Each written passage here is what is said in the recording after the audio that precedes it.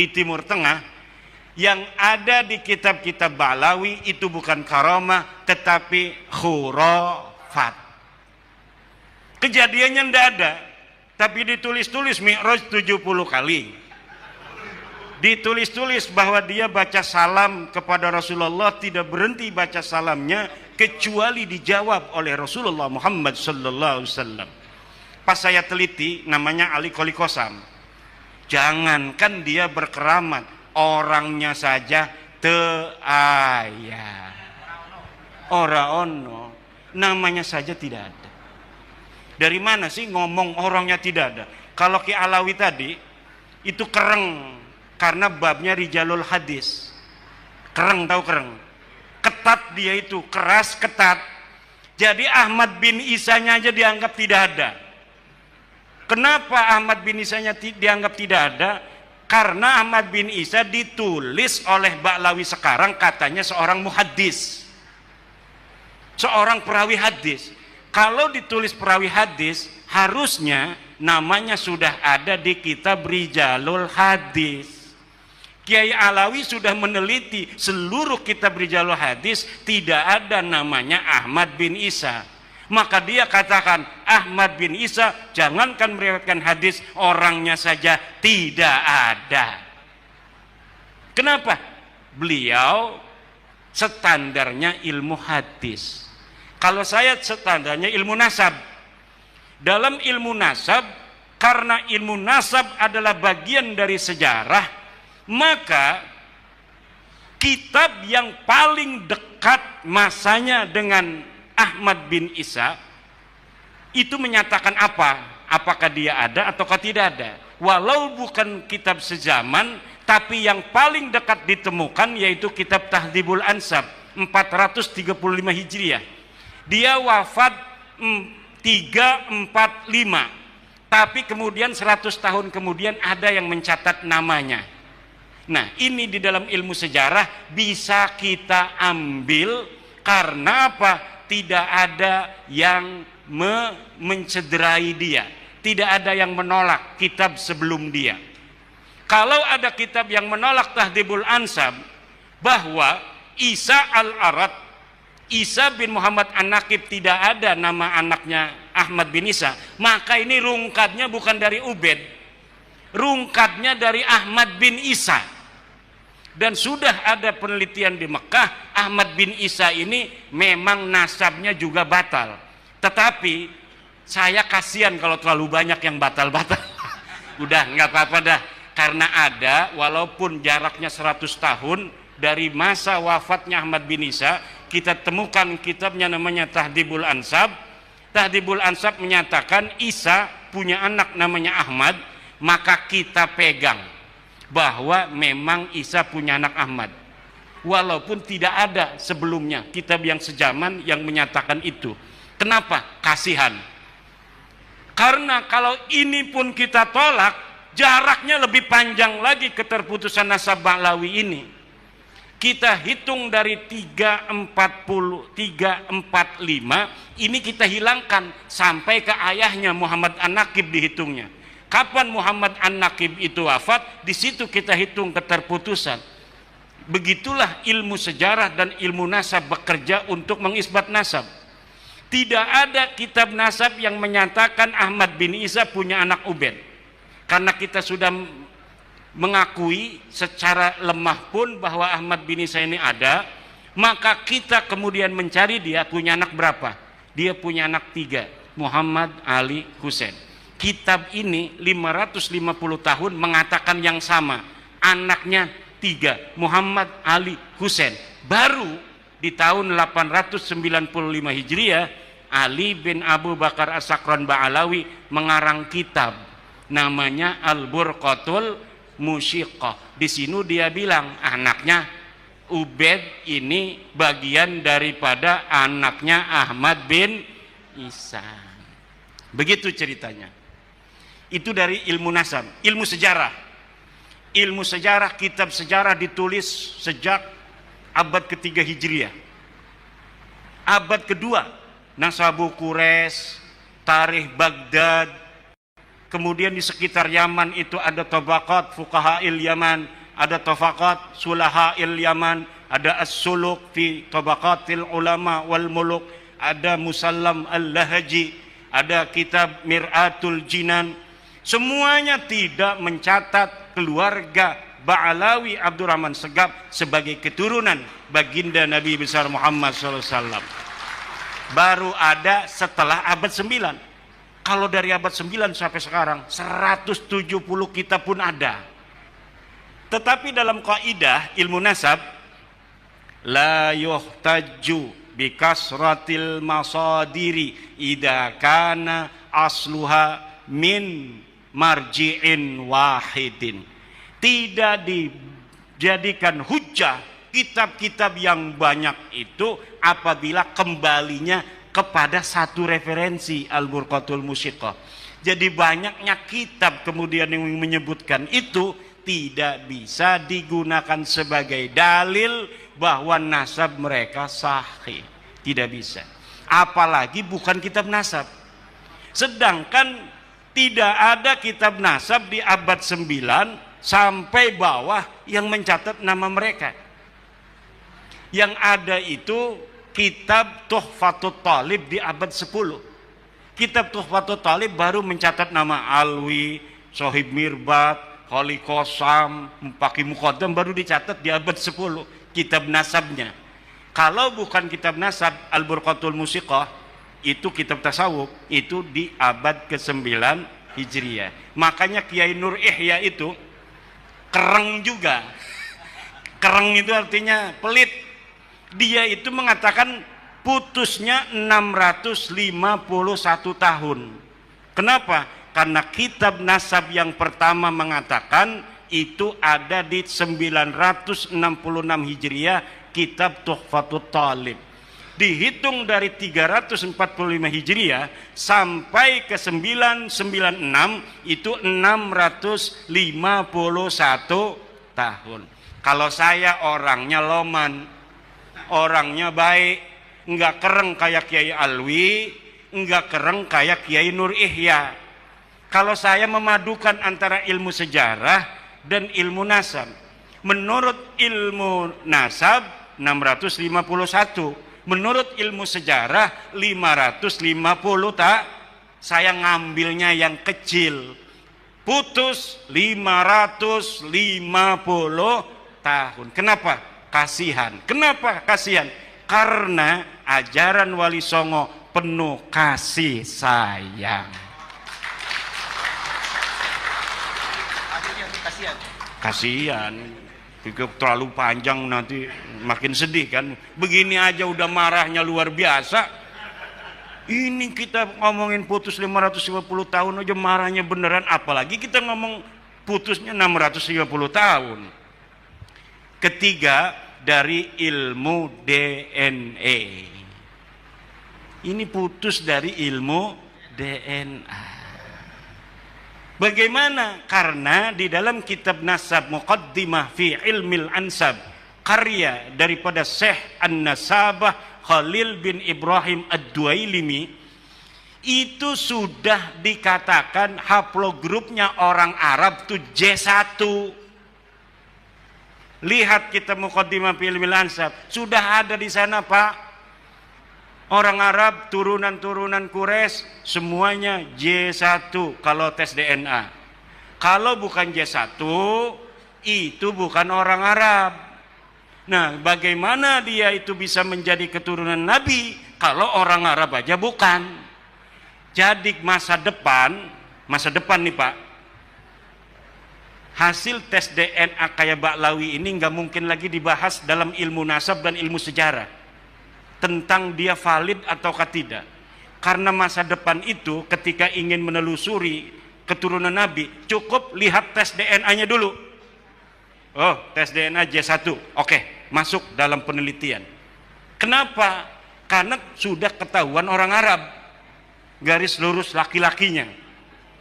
Kalau misalnya haplogrupnya kayak Ba'lawi, G, golep. Kita mau ngapain saja di dalam ilmu nasab, ilmu sejarah, pasti ini ujung-ujungnya putus. Kenapa? Tidak ada kakek bersama antara Ba'lawi dan Nabi Muhammad selama 45.000 tahun dalam ilmu DNA. Kita ini punya kakek bersama. Saya Ki Alawi mengaku sama-sama keturunan Sunan Gunung Jati, pakai mengaku. Itu bisa dibuktikan nanti dari tes DNA. Tuh bagus mau tes DNA. Saya tes DNA, ini tes DNA. Nanti kakek bersamanya ada nggak di 400 tahun? Kalau kakek bersamanya ada di 400 tahun, sah mengaku keturunan Sultan Hasanuddin. Kenapa? Karena Sultan Hasanuddin dan kita hari ini itu jaraknya 400 tahun atau 500 ya, 500 tahun. Kalau misalnya pas tes DNA Abdi ya jeung Ki Alawi pas di tes DNA kakek bersamanya 50.000 tahun, nggak mungkin ini keturunan daripada kami ini. Salah satunya pasti ada yang salah dari keturunan Sultan Hasanuddin. Kenapa? Sultan Hasanuddin ada kakek bersama yaitu 500 tahun. Itu cara bekerja ilmu DNA. Pakai dalil haram, makruh, sesat, kafir, nggak bisa. Masa depan akan ditertawakan oleh peradaban. Daripada nanti malu, lebih baik sekarang yang rapih mundur pelan-pelan. Daripada masa depan malu, lebih baik sekarang mundur pelan-pelan. Udah biarin aja itu Ki Imad Dajjal. Kamu mau percaya mau enggak dengan nasab kami silahkan dah. Udah begitu aja udah. Karena kalau enggak begitu semakin dia itu saya mau kemana enggak boleh. Saya mau kemana? Saya makin terkenal. Makin terkenal makin banyak yang pengen. Ini udah undangan ceramah ke Kalimantan kemarin dari Malaysia. Numpuk sekarang. Bikin sibuk saya juga ini. Ini yang ngangkat saya Ba'lawi. Semakin dia tidak percaya, semakin orang banyak percaya. Semakin dia punya buat-buat dalil-dalil palsu, manuskrip-manuskrip palsu, semakin orang cerdas-cerdas baca. Coba baca kitab buku Keabsahan Nasab Ba'lawi itu. Dia ngomong tidak ada dalil kitab sejaman, tapi dia bikin manuskrip palsu. Saya sudah tulis manuskrip palsu Ba'lawi versi Rumel Abbas. Bisa di-download. Bagaimana kepalsuannya itu? Dia bikin kitab tahun 1960. Seorang Ba'lawi bikin kitab tahun 1960, tapi ditulisnya di situ dibikin tahun 640 Hijriah. Dari mana eta Ki Imad nyaho bae cina eta palsu? Dari berbagai macam literatur tentang orang yang disebutkan itu. Pengarangnya katanya namanya Sa'duddin Ad-Dhifari. 640 Hijriah. Katanya murid Faqih Muqaddam. Bagaimana dia jadi murid Faqih Muqaddam sedangkan Faqih Muqaddam teu aya jelema nage? Teu aya. Ini kita Nusantara, ngomong Bali oke, ngomong Sunda oke, ngomong Jawa kita mah bisa. Ki Alawi orang bisa ngomong Jawa. Ana ning Pulau Jawa, orang bisa ngomong Jawa. Usir iki wong ki. Kudu bisa ngomong Jawa. Ini ngomong Jawa nih kayak wong Jawa Osing. Jawa Osing, Jawa Banyumas, Tegal, Cirebon mirip karo Jawa ning Banten. Ning Banten itu Pak, ngomong Jawa 3 kabupaten yang paling banyak. Di kabupaten saya itu Tangerang, mayoritas Sunda, tapi ada 7 kabupaten yang bahasanya Jawa. Tapi Jawanya lucu. Dibawa ke Jawa Tengah, orang Jawa Tengah nggak ngerti. Lalu saya ngomong Jawa, orang Jawa Tengah nggak ngerti. Ini sebenarnya siapa sih saya ini? Ngomong Sunda lama-lama nggak bisa saya. Ngomong Jawa, tapi ketika di Jawa Tengah orang Jawa Tengah nggak ngerti juga bahasa Jawa saya. Katanya ada orang Maduranya, orang Madura ngomong saya nggak paham juga. Orang Bali ngomong, kalau lagi bahasa Indonesia saya paham, orang Bali ngomong enak didengarnya kan. Ada getar-getarannya itu. Logat Bali itu. Logat Betawi. Indonesia ini beragam, dan Indonesia ini diciptakan dalam realitas keberagaman yang luar biasa, kekayaan alamnya dan kekayaan budaya dan peradabannya tidak boleh dikuasai selain oleh putra-putri Nusantara.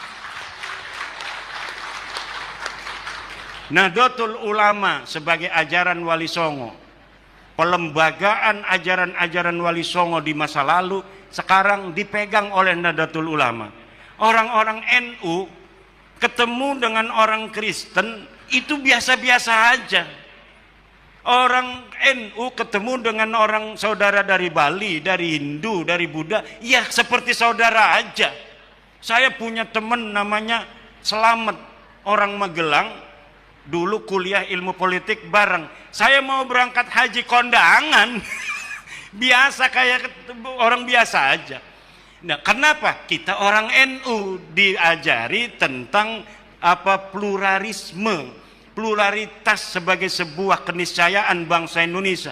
Kita diajari toleransi, diajari saling asah, saling asih, dan saling menyayangi. Jadi biasa. Coba orang Wahabi kalau misalnya duduk sini orang Kristen, sini dengan orang saudara dari Konghucu, dia ngegeter-geter. Saya masuk neraka ini, saya masuk neraka. Kayak neraka punya dia. Tapi orang NU itu Gus Dur, ya katanya siapa kira-kira yang masuk surga? Ya Romo Magnus Suseno juga diajak-ajak bercanda tentang akidah oleh Gus Dur. Kenapa? Karena klaim-klaim yang tentang sesuatu yang ada di dalam nanti terserah Tuhan, itu adalah hal yang gaib, yang kita meyakini inna akramakum indallahi atqakum wa inna dina indallahil Islam. Itu adalah ajaran kita. Siapa tahu teman-teman saudara kita juga punya ajaran begitu tentang agamanya. Nanti di sanalah Allah Subhanahu wa taala yang akan menjadi hakimnya.